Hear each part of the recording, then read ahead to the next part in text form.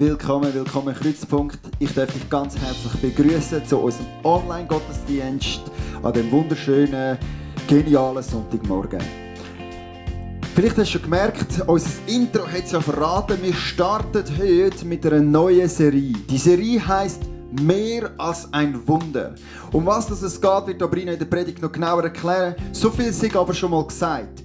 Kind mit der Celine, hey, und wie genial ist Celine, wo die Stories bringt, wo die Kinderprogramm macht. Wir sind so dankbar für dich, Celine, wenn du das jetzt schaust. Du darfst dir gerade selber mal einen Applaus geben und alle anderen dürfen dir auch einen Applaus geben, ihr mal schreiben, wie dankbar ihr eigentlich sind für all das, was Celine Thürisch macht für uns als Familie. Hey, bei uns daheim, jeden Sonntag kannst du garantiert davon ausgehen, Celine ist auf dem Bildschirm und es ist jedes Mal gut. Merci vielmals. Sie wird während dieser Serie immer gleichzeitig die gleichen Wunder miteinander anschauen. So funktioniert die Serie. 7 Wunder kannst du lesen im Johannes-Evangelium. Und der Johannes hat die Wunder spezifisch ausgewählt. Er nennt sie auch Zeichen. Es sind nicht nur Wunder, sondern es sind Zeichen. Und diese 7 Zeichen wollen wir miteinander anschauen, auf das wir erkennen und verstehen, wer Jesus wirklich ist. Genau die gleichen 7 Zeichen und Wunder werden die Kinder miteinander anschauen. Und die Idee ist, dass kann Themen ergeben für dich als Familie, dass ihr mit euren Kindern die gleichen Sachen besprechen könnt. Ich glaube, Celine hat sogar noch Aufzüge für euch Families, von dem her freut euch. Das wird eine mega geniale Serie, die wir jetzt miteinander starten dürfen. Dann speziell für diese Serie ist, dass es eine Small Group gibt, von niemand anderem geleitet als der One and Only Sabrina. Sie wird immer am Montagabend auf die, ich glaube, 8 wird sie eine Kleingruppe leiten, online über Zoom. Da werdet ihr auch noch den Link bekommen in einer E-Mail. Und ich glaube, auch unten von dieser Predigt solltest du das finden. Von dem her, das wird es geben. Jeden Samstag, jeden Montag eine Kleingruppe, die startet ab nächster Woche. Hey, was auch noch cool ist, was du darfst wissen, ist, wir haben ja vor einer kurzen Zeit Ostern gefeiert und dort haben wir ein Lobpreislied vom Refill Worship. Das Lied ist ab jetzt verfügbar. Wir haben das auf alle bekannten Plattformen gestellt, also kannst du auf unsere Internetseite gehen, kreuzpunkt.ch/refillworship, oder du findest es auch sicher schon. Dort kannst du den Song ab jetzt haben und nochmal die Ostern feiern für dich selber und das Lied nochmal geniessen, so wie wir es aufgenommen haben für dich. Hey ja, ich glaube, das wäre es soweit. Von dem her darf ich jetzt dann Sabrina ankündigen. Sie macht Einführung. Ich bin überzeugt, es wird eine geniale Predigt und es wird dich stärken. Amen. Und bis bald mal wieder. Man sieht sich. Vor kurzer Zeit habe ich ein Bild online gesehen von einem Astronaut, der im Weltall gereist ist. Und er ist in der Weltall mit einem Schild in seiner Hand und drauf steht: «Ich bin da und ich sehe keinen Gott.» Und jemand hat einen Kommentar gemacht zu diesem Bild und hat geschrieben: «Ja, wenn dein Sauerstoff ausgeht, dann wirst du ihn sehen.» Wenn ich an die Bild gesehen habe, musste ich lachen und denken, wieso ist es, dass wir unbedingt sehen und glauben? Wieso ist es, dass, vielleicht habt ihr das auch erlebt, ich habe oft erlebt, wenn ich über meine Glauben mit Leuten rede, dass die fragen, ja, wie kannst du wirklich an solche Religionen-Sachen glauben? Oder am meisten Leute sagen, wenn ich Gott erlebe oder wenn ich Gott sehe, dann vielleicht werde ich glauben. Und wieso ist es, dass wir Gott sehen oder dass wir wünschen uns so sehr, Gott erleben, um zu glauben? Wir haben eine neue Predigtserie angefangen und der heisst «Mehr als ein Wunder». In dieser Predigtserie, den nächsten 7 Wochen, werden wir das Evangelium von Johannes miteinander schauen. Die Evangelium von Johannes ist ein sehr besonderes Evangelium und das ist ganz anders von den ersten 3 Evangelium, die wir in der Bibel kennen. Die ersten 3 Evangelium, die sind der Matthäus, Markus und Lukas, die sind bekannt als synoptische Evangelium. Synoptisch heisst, es kommt vom Sinn, der gleiche, und optisch gesehen aussehen und visuell und es heißt übersichtlich. Weil Matthäus, Markus und Lukas, die geben uns einen übersichtlichen Blick über die Leben von Jesus. All die 3 Evangelien fangen an mit der Geburt von Jesus, seine Taufe, seine Leben in Galiläa, sein Dienst in Jerusalem, die Kreuzigung und endlich die Auferstehung. Und die sind so quasi eine historische Aufzeichnung von dem Leben von Jesus. Aber Johannes, er schrieb seine Evangelium ganz anders. Und er hat ein Ziel vor Augen. Und am Ende seines Evangeliums schrieb er und er erzählt, wieso tut er seine Evangelium so schreiben. Und zwar in Johannes 21, Vers 30 bis 31 sagt er, noch viele andere Zeichen tat Jesus nun vor seinen Jüngern, die in diesem Buch nicht geschrieben sind. Diese aber sind geschrieben, damit ihr glaubt, dass Jesus der Christus, der Sohn Gottes ist und damit ihr durch den Glauben Leben habt in seinen Namen. Es ist auch so gewesen, in der Zeit von Johannes, viele Menschen sind mit Jesus unterwegs gewesen. Viele Menschen haben Wunder und Zeichen von Jesus erlebt. Viele Menschen sind Tag und Nacht bei ihm gelebt. Wir sehen in der Bibel, dass Tausende von Menschen sind täglich mit Jesus unterwegs sind. Aber das hat ja nicht geheißen, dass diese Menschen haben geglaubt. Obwohl, die haben so viel gesehen. Obwohl, die haben so viel gehört. Obwohl, die haben so viel erlebt. Aber trotzdem, viele von denen sind nachher heimgegangen und die haben nicht wirklich geglaubt.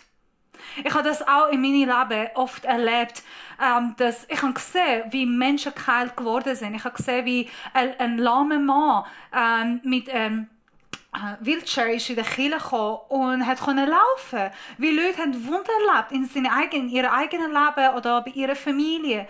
Wie sie haben Gott erlebt, immer wieder. Und trotzdem sind wirklich nie mehr in der Kirche gekommen. Oder die haben wirklich nicht geglaubt. Und ich habe immer gefragt, ja, wie kann das sein, dass sie sehen, aber glauben nicht? Wie kann es sein, dass sie so viel von Gott erleben, aber trotzdem nicht glauben? Vielleicht habt ihr das auch erlebt. Und das ist, was Johannes versucht, uns zu sagen.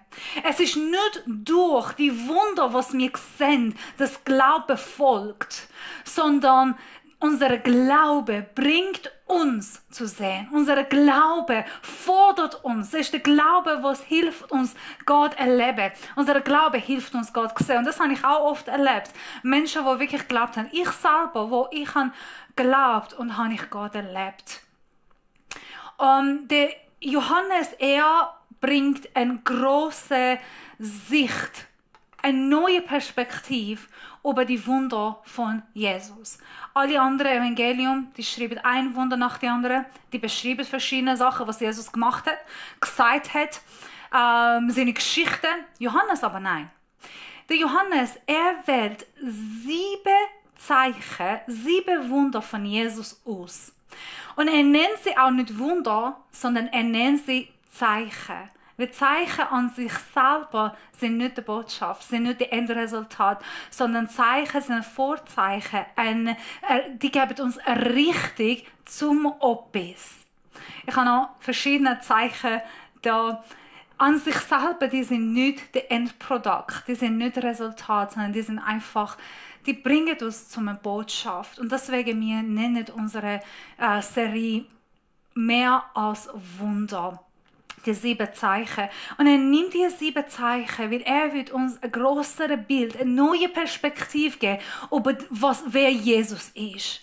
Er wird uns zeigen, es ist nicht das, was Jesus gemacht hat, sondern es ist viel grosser als das. Es ist nicht die Wunder, die Heiligung oder die Botschaft, sondern es geht um etwas viel Grosseres. Und in dieser Serie, wir werden verschiedene Zeichen, die 7 Zeichen schauen und dann sehen, was versucht Johannes uns erklären über das. Als Menschen, wir leider sind begrenzt mit unserer körperliche Perspektive, mit unseren körperlichen Augen. Wir sind leider begrenzt und wir können nicht alles sehen und wir haben die kleinen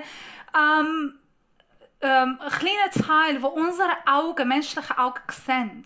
Aber Gott sieht viel größer, als was wir sehen können. Und er hat die große Bild vor seinen Augen. Und deswegen habe ich meine Predigt The Big Picture genannt. Und ich habe es versucht, uns ein Big Picture zu zeigen. Vielleicht die Illustration kann dir helfen. Ich bin mir sicher, ich glaube, ihr habt alle die Bild irgendwann gesehen in eurem Leben. Es ist eine Frau, also eine alte Frau, also ich sehe erstens eine alte Frau, die ihren Kopf unten hat und durch den Boden schaut. Und wenn du ganz genau schaust, dann siehst du auch eine jüngere Frau, die nach links hinter sie schaut. Und das zeigt uns einfach unterschiedliche Perspektiven, was wir haben können. Und unsere Perspektive ist nicht immer so groß. Ich habe etwas gezeichnet und eine Zeichnung gemacht. Bitte tu nicht auf meine Zeichnung kommentieren. Ich weiss, es ist nicht schön. Ich bin nicht ganz kreative Maler. Viele andere Leute können das besser machen, aber es tut etwas erklären. Könnt ihr bitte die Bild schauen und sagt mir, was ihr hier seht? Was denkt ihr da ist? Genau. 2 Autos, die ineinander fahren. Es gibt einen Unfall, es gibt ein Bam. Und jetzt lass uns die große Bild schauen und dann sehen wir, was da passiert. Was seht ihr da? Ausser meine arme Zeichen. Ich habe versucht, Hand von einem Kind zu zeichnen, das mit 2 Autos spielt und einen Unfall macht. Aber wir erst mal schauen, wir sehen nur einen Unfall. Aber wenn wir das grosse Bild schauen, wir sehen die die 2 Hände von einem Kind, das mit Autos spielt. Und das ist so in unserem Leben. Manchmal uns fehlt das grosse Bild schauen und sehen, was Gott sieht. Und er ist der, wo alles kennt. Er ist der, der die Vergangenheit kennt, der gegenwärtig ist und die Zukunft sehr gut kennt. Und er sieht die Bild vor seinen Augen. Und das eben ist, was Johannes versucht uns zu zeigen, über wer Jesus ist. Der ganze Johannes-Evangelium geht um Jesus seine Göttlichkeit. Es geht um Beweise, dass Jesus Christus ist Gott. Er ist Sohn Gottes, er ist Messias. Und alles, was er macht, alles, was er tut, all seine Zeichen bringen zu dem Punkt, dass er ist Gott. Und er ist der, der Leben geben kann. Und Glaube an ihn, bringt uns ewige Leben. Ich bin oft verzweifelt in meinem Leben und ich bin immer wieder in Situationen, wo mir fehlt das grosse Bild, das gesamte Bild, das Big Picture.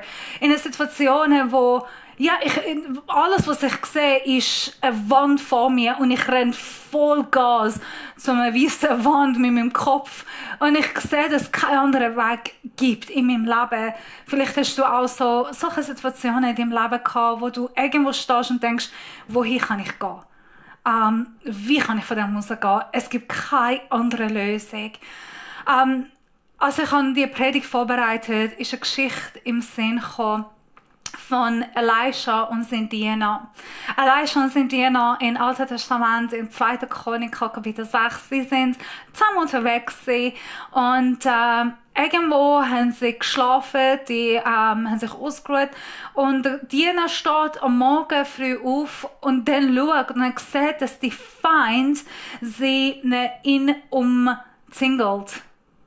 Ich hoffe, die Worte habe ich richtig gesagt. Er schaut und er sieht, dass die ganzen Gegner und die Feinde um ihn herum sind. Und es gibt gar keinen anderen Weg, um wegrennen und fliehen. Und mit voll Panik geht er zu Elisha und weckt ihn auf und sagt, Herr, was machen wir jetzt? Wir sind umzingelt von Feinden und von unseren Gegnern und es gibt keinen Weg zu rennen. Hey, wir werden sterben. Elisha steht auf in aller Ruhe, schaut und betet. Und sein Gebet ist das. Er sagt, Herr, öffne ihm die Augen, dass er sehe. Und dann die Bibel sagt uns, dass Gott hat die Diener seine Augen geöffnet. Und er konnte gesehen, wie er und Elisha umgeben sind von Engeln, Pferden und Streitwagen. Wie die Feuer vom Himmel gekommen ist und die Armee vom Himmel hat sie umgeben. Und Elisha und die stehen einfach da, schauen um. Die schauen an den Feind, der da ist. Der Streitwagen, Pferden von den Gegnern, die da sind. Und dann schauen im Himmel. Und dann sehen sie die Pferde und Streitwagen und Engel und Feuer, was sie umgeht. Und dann gibt es Ruhe, die der Diener hat gebraucht. Und klar haben sie die Kämpfe besiegt. Das ist das, was wir manchmal in so einem Leben brauchen.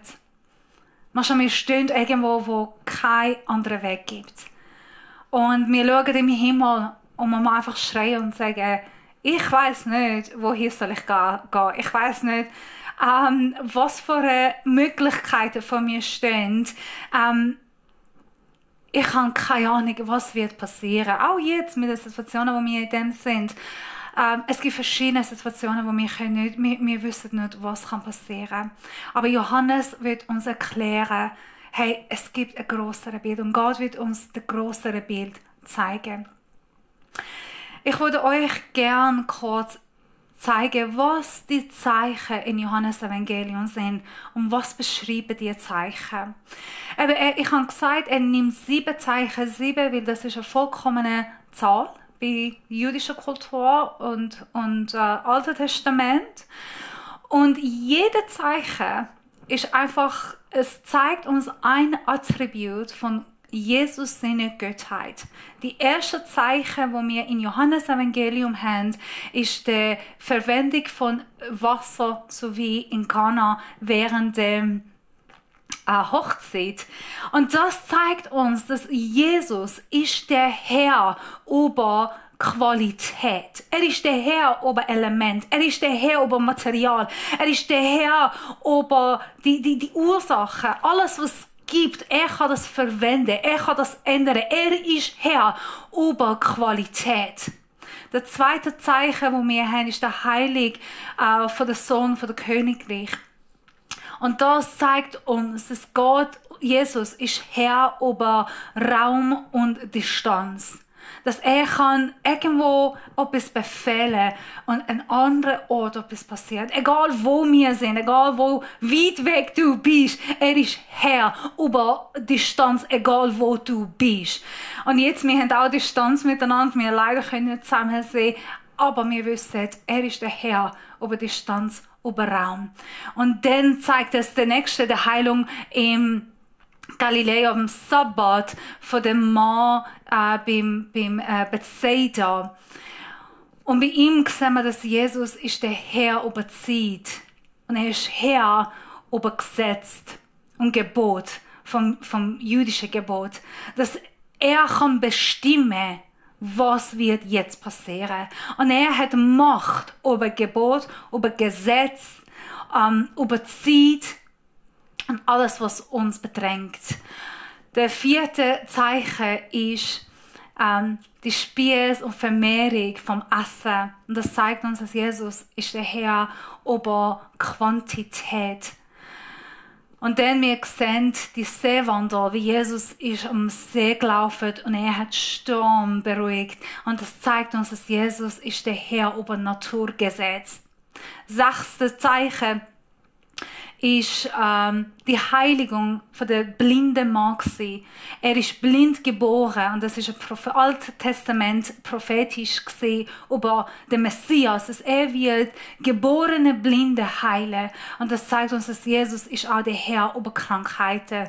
Und schlussendlich, er hat den Lazarus vom Tod auferweckt.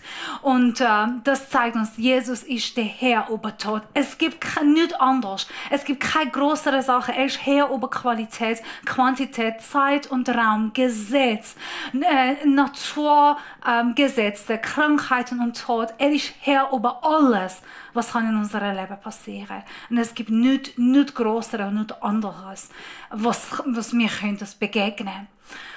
Und vielleicht bist du in einer Situation, wo du vielleicht eine Vermehrung brauchst, eine finanzielle Vermehrung oder Heilung brauchst oder wir sind jetzt in der Situation mit der Natur gesetzt, dass wir ganz angewiesen sind auf Jesus, auf seine Wirken in unserer Natur. Egal in welcher Situation, in der du inne bist, Gott will zeigen, dass er ist der Herr über alles, was kann uns passieren kann.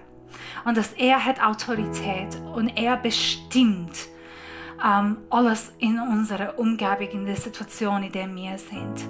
Aber was wir brauchen, ist ein neuer Blick.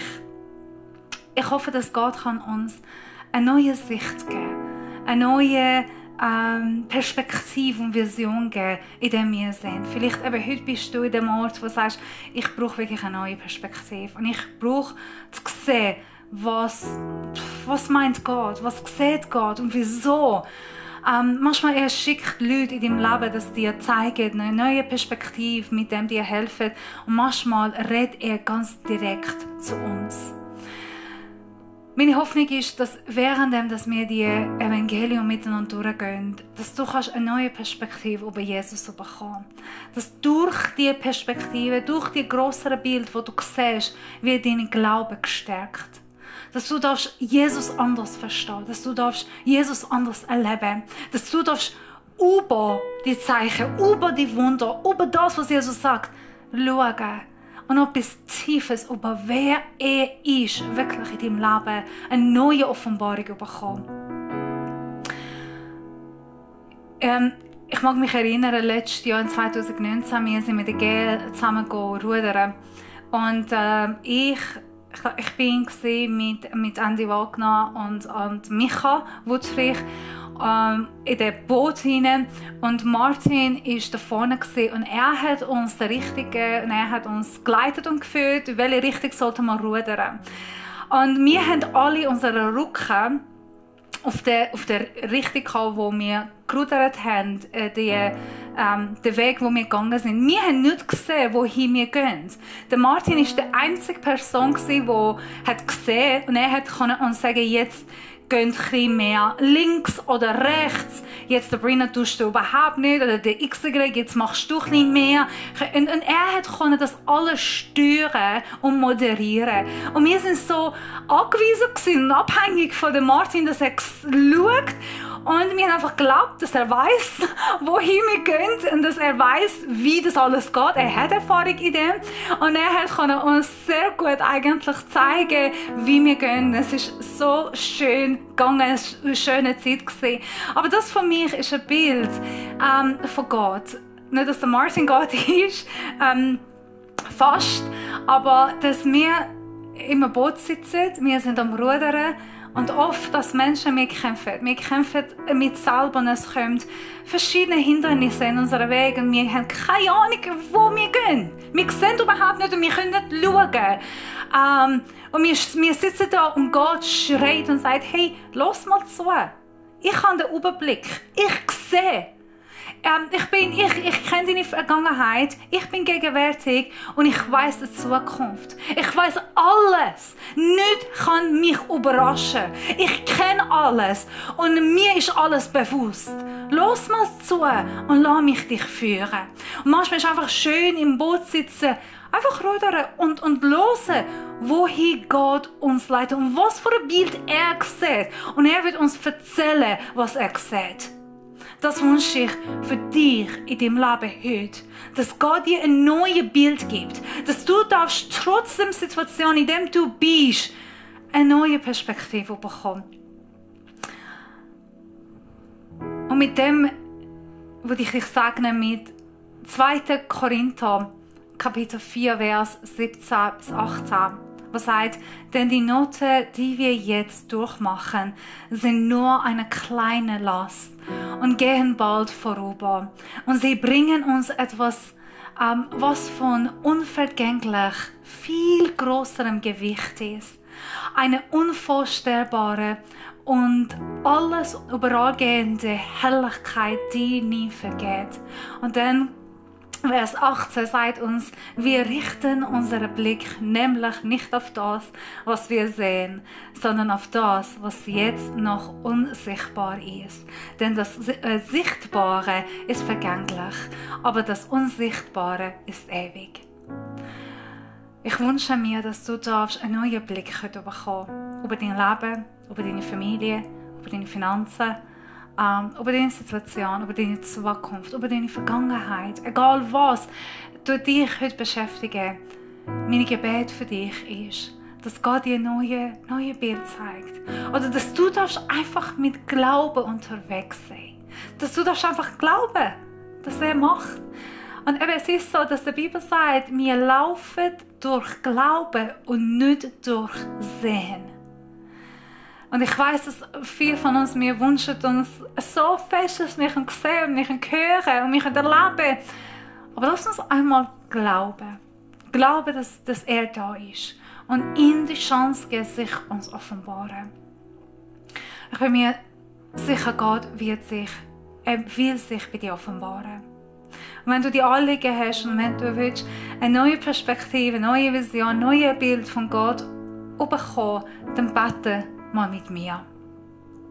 Und Jesus, danke, dass du Gott bist, der Überblick über alles hat, der alles in Kontrolle hat, unter Kontrolle. Du bist ein Gott, der allwissend und allwissend ist. Du bist der Gott, der alles weiß und nicht kann dich überraschen kann, auch nicht unsere jetzige Situation, die Not, in der wir sind. Danke, dass deine Wort sagt, dass es gibt ein ewiges Leben, was viel schöner ist und alles auf der Erde ist vergänglich. Und Vater, ich bitte dich, dass du gerade jetzt jede Person, die sagt, hey, ich will ein neues Bild, eine neue Perspektive bekommen, bitte ich, dass du gerade jetzt den Himmel offen ist, eine neue Perspektive der Person zeigst. Ich bitte, dass du die Augen von unserem Herz offen ist, um dich zu sehen, um deine Botschaft zu verstehen, um deine Zeichen zu erleben, um dich grosser und tiefer als das, was unsere menschlichen, körperlichen Augen sind, sehen und verstehen. Danke, dass du gegenwärtig bist. Danke, dass du lebendig bist. Und danke, dass du dich repräsentierst. Danke, dass du unter uns lebst. Und danke, dass überall, wo wir schauen, wir können deine Wirkung sehen. Bitte ich um deine Segen in dieser Woche besonders, dass wir in dieser Woche verschiedene Erlebnisse von dir haben. Und einfach deine Wirkung in kleinen und grossen Sachen erleben. Amen. Amen. Und bevor wir zu Ende gehen und im Lobpreis einsteigen, ich habe eine Info, und zwar, wenn du sagst, ich würde gerne mehr über das Johannes-Evangelium lernen. Es gibt 7 Zeichen und 7 Ich bin. Und eben wie ich gesagt habe, Johannes, sein Fokus ist auf Glauben an Jesus Christus.